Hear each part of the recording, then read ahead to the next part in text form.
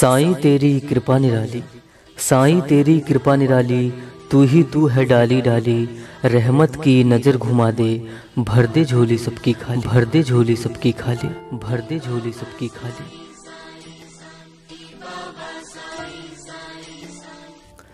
एक ब्राह्मण थे जिनका इकलौता बेटा कैंसर से पीड़ित था और उनकी पत्नी खांसी से परेशान थी। उस ब्राह्मण को जो कोई भी किसी डॉक्टर या वैद्य का ठिकाना या पता बताता और कह देता कि यह बहुत अच्छा डॉक्टर है या वैद्य है, आप यहाँ चले जाइए, अवश्य ठीक हो जाएंगे, वह ब्राह्मण अपनी पत्नी और लड़के को लेकर अगले दिन ही वहाँ चले जाते थे।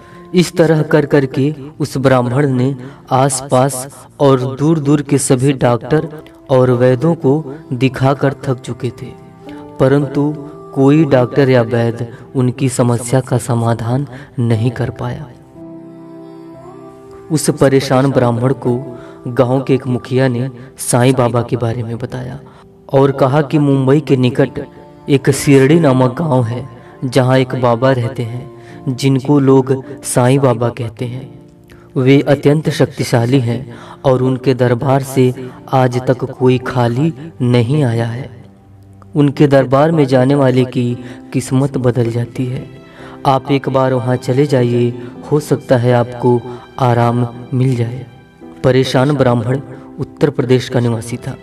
उसके गांव से शिरडी करीब 2 दिन का रास्ता था और उस वक्त उसके पास इतने पैसे नहीं थे कि वह अपने परिवार वालों के साथ शिरडी चला जाए। इसलिए वह ब्राह्मण पैसे के इंतजाम करने में जुड़ गए। वह अपने गांव के कुछ लोगों से पैसे मांगे, मगर हर कोई पैसा देने से इनकार कर दिया। उस ब्राह्मण की ऐसी हालत हो गई थी कि उसकी कोई भी मदद नहीं कर रहा था। उस ब्राह्मण ने अपने पत्नी और बेटे की दवा कराने में सारे जेवर व धन खर्च कर दिए थे। इसलिए उसे गांव का हर व्यक्ति पैसा देने से इनकार कर दिया। जब विपत आई भक्तों पर, साईं ही चलकर आया है। जब विपत आई भक्तों पर, साईं ही चलकर आया है। ऊंच नीच या हो भिखारी, सबको गले लगाया है, सबको गले लगाया है, सबको गले लगाया है। उस ब्राह्मण के पास पैसे न थे कि वह साईं बाबा के दरबार में जा सके। इसलिए साईं बाबा स्वयं उस ब्राह्मण के घर आते हैं पैसे देने के लिए, ताकि वो मेरे दरबार में आ सके, मैं उसे चैनो सुकून दे सकूं। देखिए साईं बाबा की महिमा कैसी है।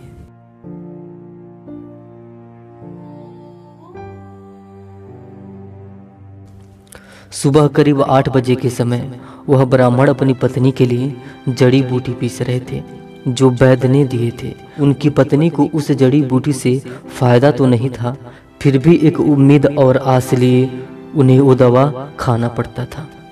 वह ब्राह्मण अपनी पत्नी को दवा खिला रहे थे, तभी अचानक दरवाजे से आवाज आती है और वो ब्राह्मण दरवाजे पर जाके देखते हैं तो दरवाजे पे उनके गांव के मुखिया हाथ में पैसे लिए खड़े रहते हैं और कहते हैं कि तुम्हें शिरडी जाने के लिए पैसे की जरूरत थी, तुम गांव में पैसे मांग रहे थे, इसलिए मैं तुम्हें पैसे देने के लिए आया हूँ।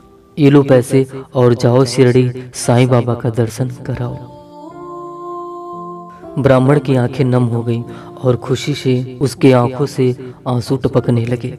ब्राह्मण मुखिया से पैसे लिए और अपनी पत्नी और बेटों को लेकर शिरडी के लिए चल पड़े। वे तीनों शिरडी गए, साईं बाबा का दर्शन किए, उनकी कृपा बरसी और वो ठीक हो गए। कहानी अभी खत्म नहीं होती है। उनके ठीक होने के बाद उस ब्राह्मण ने कुछ काम धंधा करके पैसे इकट्ठा किए और मुखिया को देने के लिए चले गए। जब वो ब्राह्मण मुखिया के पास पहुंचे कि ये रहे आपके पैसे जो आपने हमें उधार दिए थे, तब उस मुखिया ने कहा, मैंने तो आपको पैसा दिया ही नहीं। ब्राह्मण मुखिया की बात सुन के हैरान रह गया और उनसे बोला, अरे आप ही ने तो हमको पैसा दिया था जब मेरे पास पैसे नहीं थे, मुझे शिरडी जाना था, तो आप मेरे दरवाजे पे आए सुबह के समय और पैसे दिए कि बोले ये पैसे लो और शिरडी चले जाओ। अब मेरे पास पैसे आ गए हैं, आप इसे रख लीजिए। फिर मुखिया ने कहा, नहीं, मैंने आपको पैसा नहीं दिया, मैं आपके दरवाजे पर नहीं आया था और ना ही उसके बाद से मैं आपसे मिला था, तो मैंने पैसे आपको कैसे दे दिए।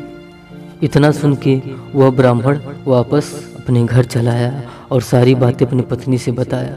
उस ब्राह्मण की पत्नी और वो साईं बाबा के चमत्कार को समझ गए थे कि यह चमत्कार कैसे हुआ था, वह पैसा कौन देने आया था। अगर आप भी उस चमत्कार को समझ गए होंगे तो कमेंट करके जरूर बताइएगा कि यह चमत्कार कैसे हुआ और वह पैसा उस ब्राह्मण को देने कौन आया था।